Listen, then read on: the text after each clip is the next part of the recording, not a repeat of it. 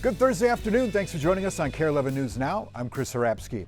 Got a look from Washington this afternoon where the Senate is voting on amendments to a bill that would fund immigration and customs enforcement and the Border Patrol. GOP leaders hope they can get the bill to President Trump's desk this week. Congress also passing a rare rebuke of President Trump. It passed a Democratic-led measure to end the war with Iran, and it received some Republican support. And the president lashing out at the measure overnight. Richard Engel reports from Israel. President Trump, in a new social media post, has responded to the House's resolution to stop the war in Iran and limit his war powers. He called it meaningless and criticized the Democrats and bad Republicans who passed it, saying that they are unpatriotic and trying to deny him a victory just as the U.S. is entering into final negotiations with Iran. He also downplayed the now near daily exchanges of fire between the U.S. and Iran in the Persian Gulf, saying that all ceasefires involve exchanges of fire in the Middle East, and he even downplayed Iran's attack on Kuwait yesterday that hit the main airport in Kuwait City, calling it a not very strong response from Iran. It all comes as there has been some diplomatic progress between Israel and Lebanon, but that agreement to extend the ceasefire in Lebanon does not include Hezbollah, the group that is doing the fighting against Israeli troops. Hezbollah says it will abide by the ceasefire, but only as long as Israeli troops leave southern Lebanon, and Israel's made it clear it will not evacuate southern Lebanon. Richard Engel, NBC News, Tel Aviv. New this afternoon, more than 3,000 Medicaid providers have been disenrolled in the program, according to DHS. It's part of a push by the federal government to fight fraud in Minnesota. Kent Erdahl spoke to one of the thousands of providers that are still stuck in limbo. Wow, Tom, I can't believe you got those shoes. A quick afternoon shopping trip You got the deal. is a small sign of how far Tommy Workman has come in 2 years. I was pretty unstable. I couldn't even go out in public hardly because of my social anxiety. I couldn't talk. Tommy says Dream Life Destiny, a social services agency that helps support those with physical and mental disabilities, helped him learn to socialize while also transporting him to a new treatment for his chronic back pain and severe anxiety that had him in and out of hospitals for 3 years. I've tried all the medicines in my life since 12. That didn't work. Dream Life came in my life, and this is like, it worked. But the owners of Dream Life don't know how much longer they can continue that work. How vital is the Medicaid funding? Well, it's everything. Yeah, it's 100% of our It's funding. 100% of our funding, yeah. I have 72 souls that I'm responsible for, and I don't know what to do because they can't give us any information, and I don't know what the plan is or what the schedule is. The Minnesota Department of Human Services told us Dream Life Destiny submitted an incorrectly completed provider agreement, and the provider did not complete required background studies. I'm a loss for words. I have no idea. Tyler says they fixed all of that 2 weeks ago, including one mistake they never made. My middle name is spelled Conner. In the system that we never put in, it's spelled OR, and this is the reason why that I can't clear my One letter. My one letter. It's a middle name letter. So you think this is all happening because your middle name is spelled wrong? Yeah. Which is not unusual because we constantly find information input in their systems incorrectly. Do you get the feeling that they're overwhelmed? Oh, 100%. Totally overwhelmed. And they'll tell you, we have recordings in messages that they said that they don't have the resources for it. They don't have the help to help us. In fact, they say they still don't know if their funding has been terminated or if it's considered pending. Even if you're pending, how long can you stay like this? Well,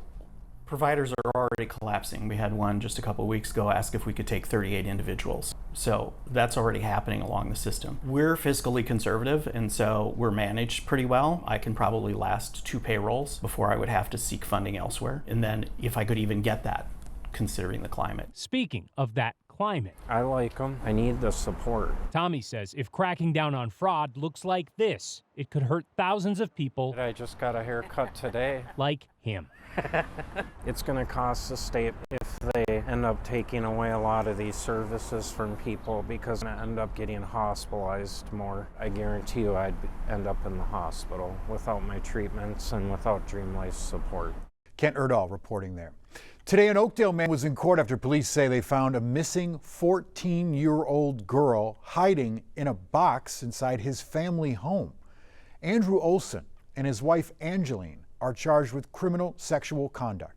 Maplewood police say last month they got a report that a 14-year-old left school without permission.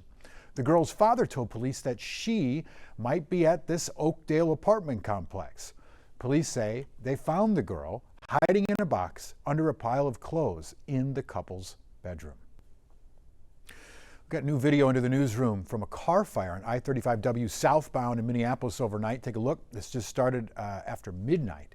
This is near East 28th Street on the exit ramp there. The car had stalled there for a few minutes before, as you can see, it caught fire. Everyone appeared to be out of the vehicle at the time. There was a large response closing that ramp as well, but it has since reopened.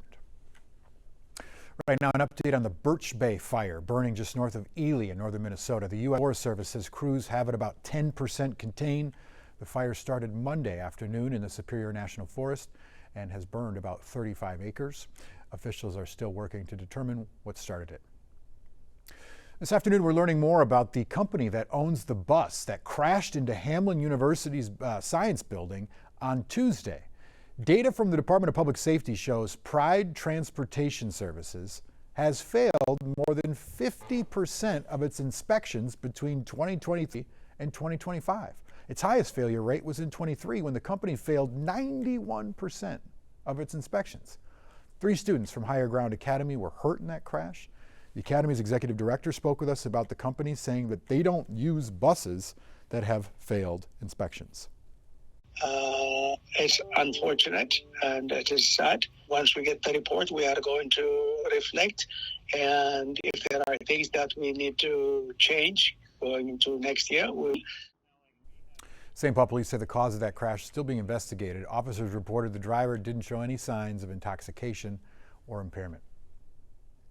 Right now, both Lake Nokomis beaches in Minneapolis are under a blue-green algae advisory. The advisory says levels of the algae are above what's considered safe for swimming. They say our recent warm weather, sunny skies have led to warmer water temperatures, which are ideal conditions for blue-green algae to grow. Kids and pets should be kept out of that water.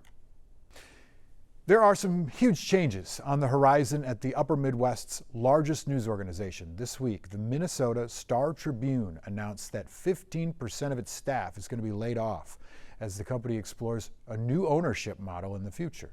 Here's Danny Spiewak with what all this means. The Minnesota Star-Tribune's headquarters in downtown Minneapolis were quiet Wednesday after management announced that the company would lay off roughly 65 out of 500 employees.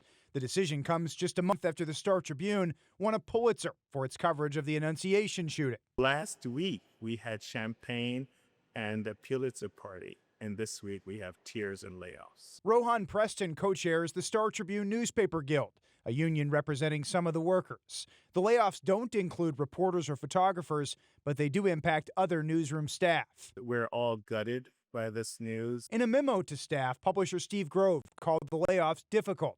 But with the majority of the company's revenue now coming from digital sources rather than traditional print, he said the restructuring is necessary to position us for growth as a digital media company. We understand the company's goal to want to right size and be a digital company.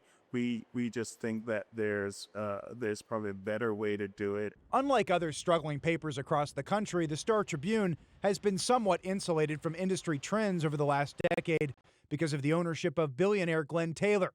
But Grove says the company is now exploring a new model in which a foundation would take over ownership of the Star-Tribune to allow more donations and philanthropic support to help fuel the company. I've seen that before, but not often, and not here. Scott Libben teaches journalism at the University of Minnesota. He's constantly talking with his students about the existential threats posed to legacy media by AI, social media, and declining ad revenue. They're smart, they're attentive. They wouldn't be taking journalism courses if they didn't think this mattered. But I don't have the answers for them yet. The Star-Tribune's nonprofit foundation model would be a drastic change, but it's a strategy that other legacy papers have tried, most notably the Philadelphia Inquirer, which has returned to profitability a decade after a nonprofit took over. It sounds good. You know, I mean, we want to be viable. We want to be here. We support the goals that have been expressed by our leadership and management. We want the paper to succeed. Danny Spiewak, Kare 11 News. The Minnesota Star-Tribune hasn't given a timetable on the new foundation ownership structure, but publisher Steve Grove said that the company will work with the board and the owner Glenn Taylor in the coming months to explore the possibility. Well, this morning the Minneapolis Park Board is moving forward with a plan to close the Minnehaha Dog Park. The board's planning committee passed a resolution that would decommission the off-leash dog area by the end of this year. The board says that the 6-acre park is on sacred native site for the Dakota people. I know that it is not an easy thing to give up amenities like this, especially when they've become such a major part of our life. I've had a lot of communications with people from our Dakota community, from other indigenous communities, and heard firsthand their stories and the harms that it brings. The area will still be open to visitors, but not as an off-leash recreation area for dogs. The board is also looking at new locations for an off-leash park. Stick with us. We got more news and weather coming up after the break.